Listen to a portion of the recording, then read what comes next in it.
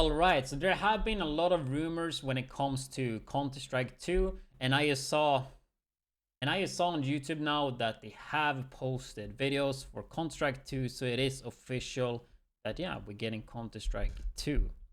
I know you never probably seen me play CSGO, but I used to play Counter-Strike Source and CS 1.6 back in the day, and Counter-Strike Source was when I started with YouTube actually. Like if we go here, widdz CSS, you can see like 12 years ago, like somebody made a video here, and there is a few of them on my channel though, but most of them got deleted, and some of them actually had like pretty big views.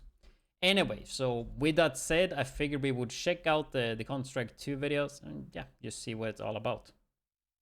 Let's start with this one right here.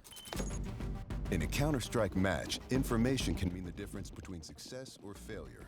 As a result, smoke grenades have been... I guess worth to say, I think what they are doing though is to upgrading the engine, I think.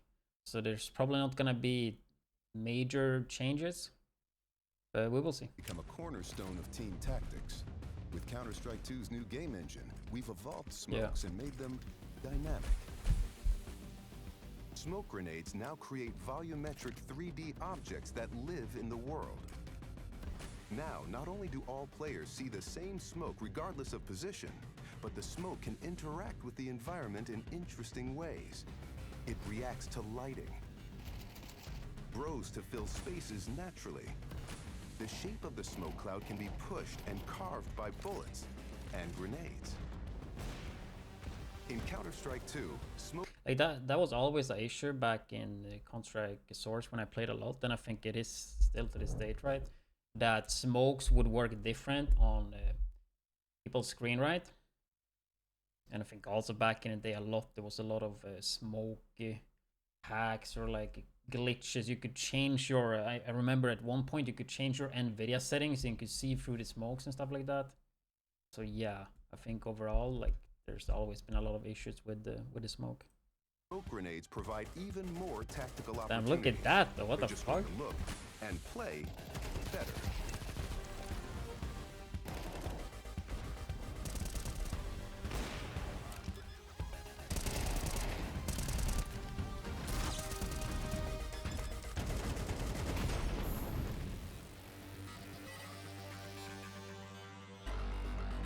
Summer 2023, okay. Am I making a Counter-Strike comeback? There was 2 more videos.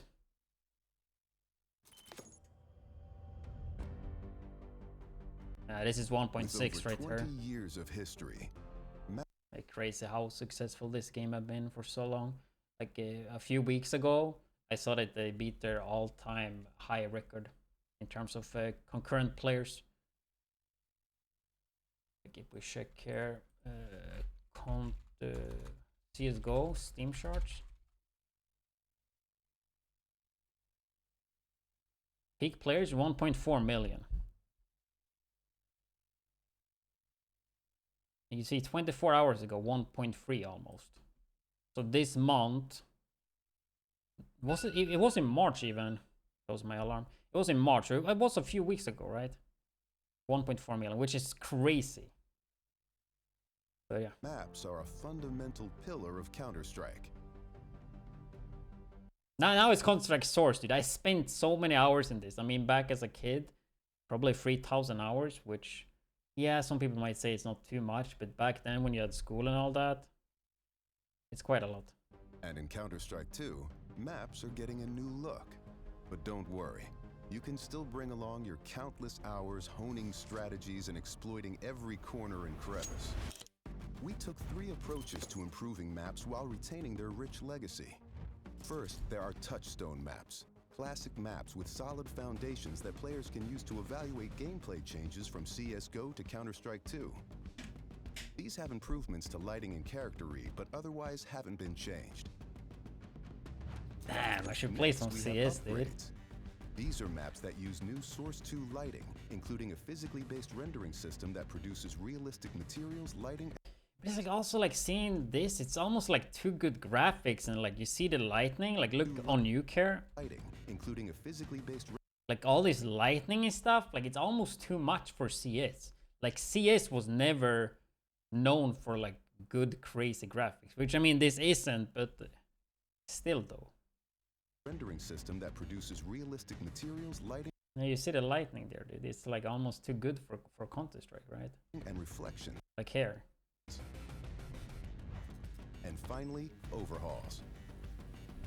The oldest maps have been fully rebuilt from the What map is this even? ground up, leveraging all of the Source 2 Italy? I never played CS Italy. tools and rendering features. These tools will be available for community map makers to make it easier to build, experiment, and iterate. With upgrades to lighting, player read, and materials in Counter-Strike 2, even the familiar will feel brand new.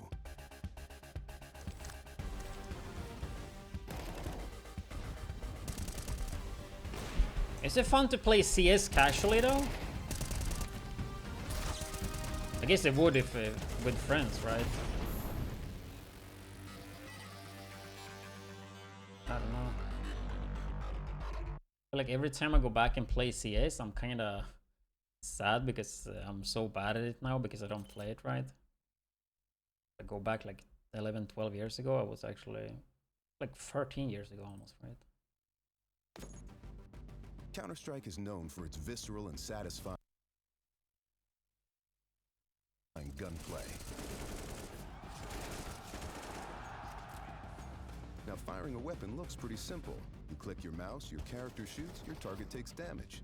Yeah, CS have really unique gunplay, right? And I don't think they're gonna change anything at all to this, which is a good But thing. there's a lot more happening behind the scenes. In previous versions of Counter-Strike, the game only evaluated moving and shooting in discrete time intervals, or ticks, and time between those ticks didn't exist. For the most part, the experience was seamless. What is that field of view though? It was so Sometimes zoomed in. milliseconds between click and tick could be the difference between landing or missing your shot. That was actually like fun story. Why I stopped with CS was because my ping had issues where I lived back then. So I stopped with Counter-Strike just because my ping would boost up randomly to like 400, like let's say 400, right? For like a second, and then back down. And it would do that a lot of times, which meant I would lag a lot, and I would just get so pissed because I played a lot of like ladders, competitive ladders, leagues, cups, and all that. That's why I stopped. I always said that it would be interesting to see if my internet was never bad, I would have still probably played it and maybe even covered it now. Seconds between click and tick could be the difference between landing or missing your shot. That's why with Counter-Strike 2, we're introducing sub-tick updates. Now the tick rate no longer matters for moving and shooting, so the server will know the exact moment you fired your shot, jumped your jump, or peeked your peek, and the server will calculate your precise actions between ticks. So what you see is what you get. Okay.